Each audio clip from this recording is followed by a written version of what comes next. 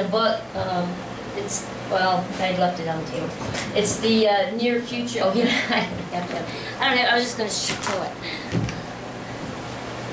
It is called Near Future, and it is a science fiction, a collection of short stories, science fiction, futuristic stories.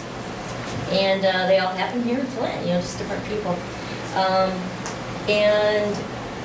But my book is a little different. I'm just going to read the back of it real quick, and then I'll read the little bit that I'm going to read tonight.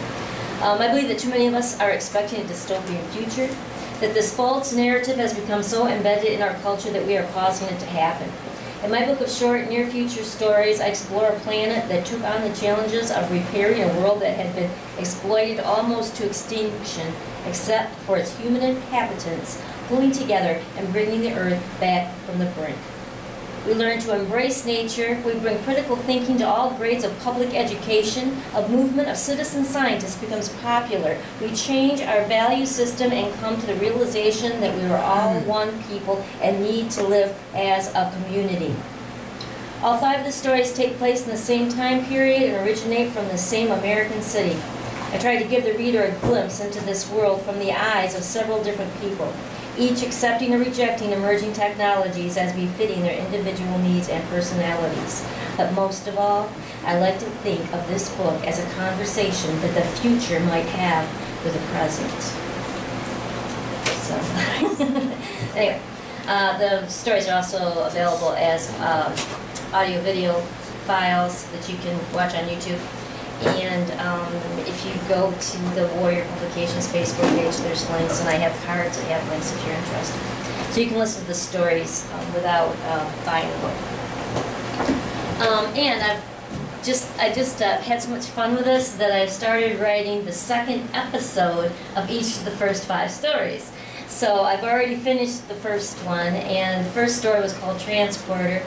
And in that, there was the main character has her transporter, which is actually our driverless car, what that becomes. And they stole it, and they kind of roughed her up when they did it. And anyway, she's back home now. And this is the second part. In this story, what I'm really talking about, the main overshadowing subject is voyeurism.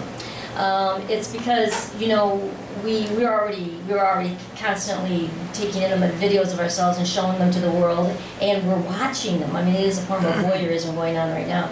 So the thing that I talk about in here, though, is I do take it a few steps further in virtual reality.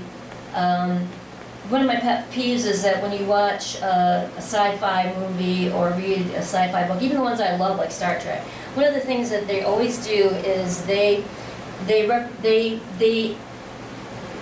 show virtual reality and holograms as having physical mass. You know, they can touch things and you can touch them. They don't. If you're in virtual reality and you see a comfortable looking couch and you sit down on it, you will fall on the floor. So what I'm thinking is that I'm trying to take a more realistic look at virtual reality, and all through the book I do that too. I make sure that, you know, it's in sync. But I'm wondering how we will compensate for that shortcoming.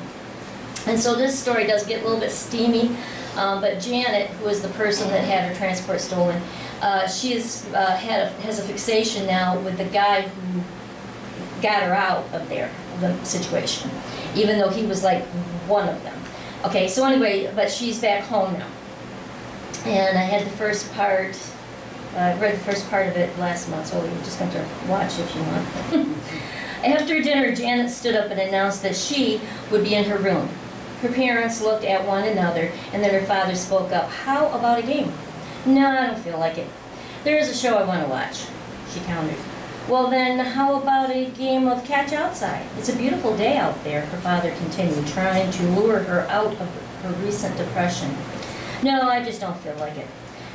I went for a walk earlier today. You should go, she said in her best impersonation of an upbeat voice. She smiled at her father, but her eyes betrayed her. She could see he was worried for her. Did not tell you that my insurance papers came today? She abruptly changed subjects.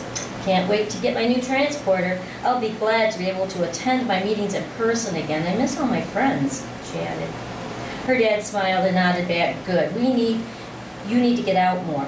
Then reluctantly, he ended the conversation so that she could return to her part of the house. Janet wandered into the large rectangular room, with her bed being at one end and her desk at the other. In between was her VR arena. The hardwood floor and the high ceilings made for a wonderful play area. But Janet wandered to her desk, mostly out of habit. She checked her messages and took care of a few things, and then she found herself staring at a monitor, not really looking at anything. Then a thought struck her. She wondered if Jim's photo would be on the city's police site. She typed in his name, the name of the city, and then clicked to the link to the police force, and then she saw several rows of photos with names under each. In the center of the smiling faces was Jim, his blue eyes shaded by the brim of his hat. Janet enlarged the photo and stared at it, then his name, including his last name, James Aldridge. She clicked on the name of a small bio popped up. Corporal James Aldridge. I'm proud to be a fifth-generation police officer in this country.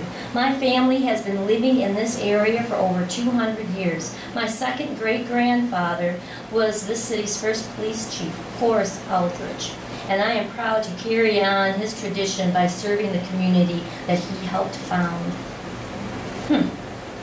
Janet mused aloud. She looked at Forrest Aldridge. The story checked out. Forrest was one of the city's first police officers and became the police chief in 1929.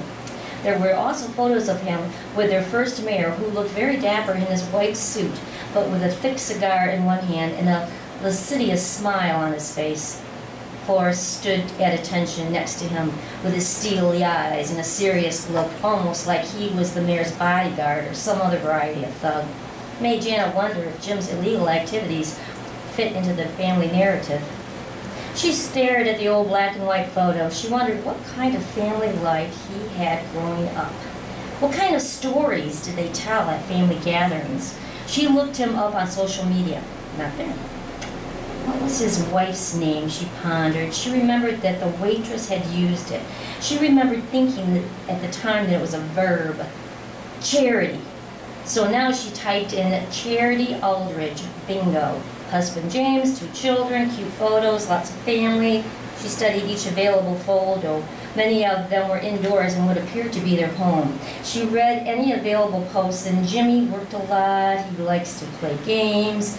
He watches too much sports. Wait, what was that? She examined the home photo better. On the table, was that a voice-activated butler? She pulled the photo into the program and then let her zoom in. Why, yes, it was. As a computer scientist, Janet knew a lot about voice-activated appliances, and that was why she didn't have any. The company that you buy them from usually farms out the audio to another company that has the required AI to interpret what the user wants the device to do.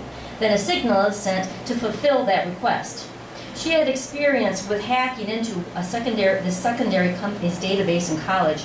It was really just one of those things that she did to see if she could. She could. And now, she would.